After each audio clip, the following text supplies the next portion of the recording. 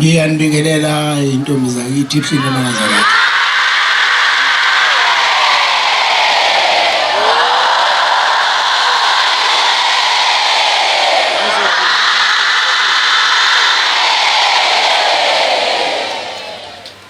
Sizovula umkhosi wethu wokubuya eNtanda isihlabelelo sama-30 isishiyagalombili.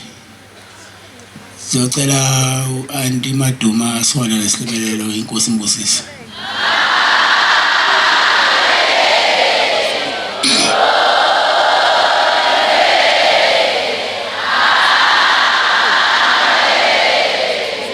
Emva kwesihlabelelo sothanda sokaya kanye inkosi Mbusisi.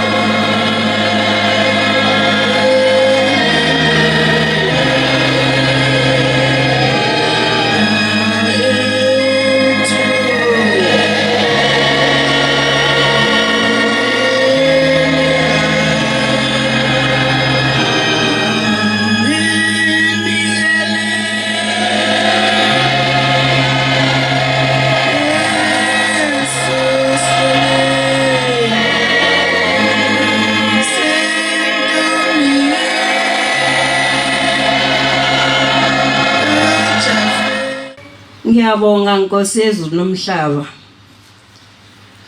Bonga baba umsa wakho Shembe nothando lwakho osithanda ngalo.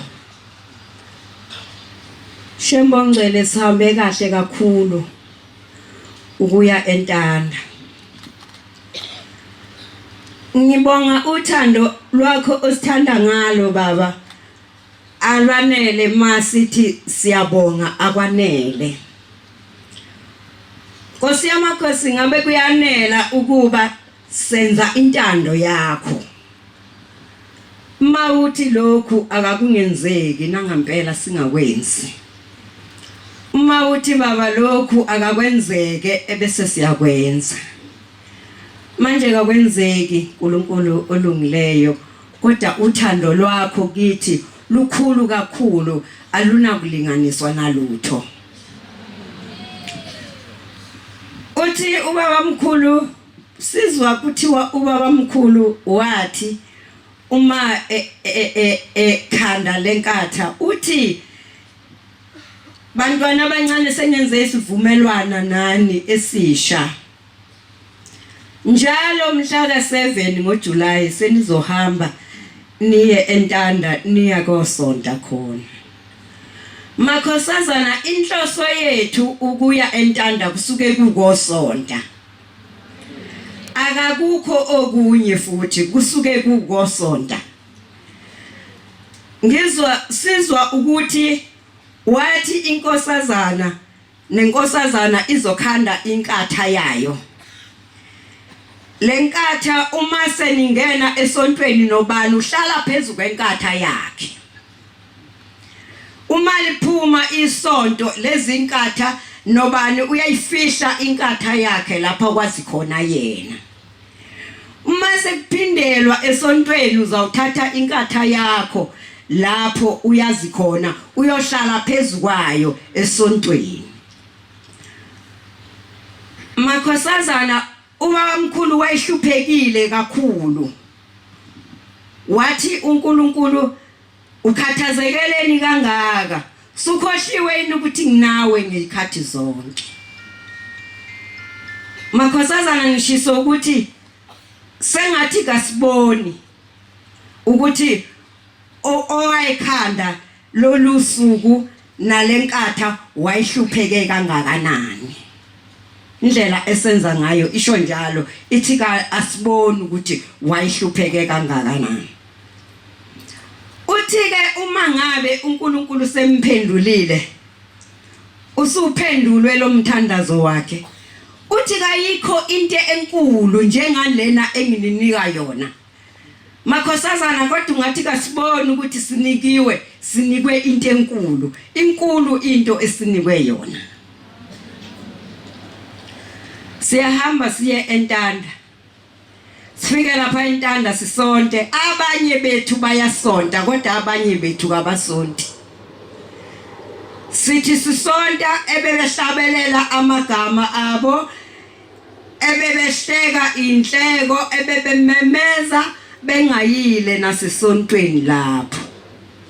Nkosi yamakhosi siyacela baba ukuba uphela abantwana izindlebe ezivulekile balazi izwi lakho. Kodwa ngibona sengazathi ngiyaxolisa ukusola ngimncane. Ngibona sengazathi mina indaba isala kubazali. Umzali uma ethi enganeni hamba uye emhlanganweni, uyayingayitsheli ingane ukuthi emhlanganweni iyokwenzani. Kanti umzali nomzali ukubuhlala phansi nengane yakhe maye ethi aye emhlanganweni, ayitshela ukuthi yini eyoyenza lapha yana, yini engazukuyenza, ngabe kakunjena. Ngabe lezi ngane ziyeswa ngoba ziphuma ekhaya, ziphuma kumzali, umzali uyalile wayitshela ukuthi yini ezoyenza emhlanganweni. Nkosi yamakhosi, uthando lwakho ngathi lukhulu kakhulu, alunakulinganiswa nalutho. Ukhiphe abashumayeli bakho uthi akabayosibhasobha basigadi. Khiphe imoto zakho uthi akaziyosikhanyisela, kukhanye intaba yonke. Nkosi yamakhosi, siyabonga baba. Ukubonga kwethu noma kungenele ngoba kasiyenzi intando yakho. Baba, siyabonga kakhulu. Nkosi yamakhosi, ngiyaxolisa ukusola abazali ngibe ngimncane. Lokhu ngikhulumayo kakufanele ukukhulunywa yimina ngoba ngimncane. Abazali lezi ngane kukhona ezikhathazayo, hayi zonke. Kukhona ezikhathazayo obonayo noma ihamba phakathi kwalomuzi ukuthi azazi ukuthi zizokwenzani, kazazi ukuthi ziyapi. Amakhosazana, ubaba wesithathu uthe ucela simgqokele ibhayi ngesabatha, wathi uyalithanda ibhayi. Ibhayi elinebhande ehlombe, ibhayi elinebhande esiswini. Wathi ngiyalithanda, wathi ukuba ngiyintombi ngabe ngiyaligqoka. Legqokwa leli bhayi, silwa ukuthi gqokani leli bhayi ngesabatha. Yes, senizena ligqoka manje, cha senigqokile ngoba senigqoka nonke. Kodwa manje kukhona okunye sekwenzeka. Leli bhayi selinamabhande amabili. Leli bhayi selineyiphekepheke ongazazi ukuthi yezani. Kanti ibhayi linye linebhande ehlombe, linebhande esiswini, alixutshwe nalutho. Akukho kunye elishetshwe nakho. Malingashetshwa Amakhosazana ibhayi lacelwa inkosi yamaNazaretha wathi sigqokele lona. Ngiyabonga baba, ngiyabonga maningi lawo mazi. Inkosi imbusise.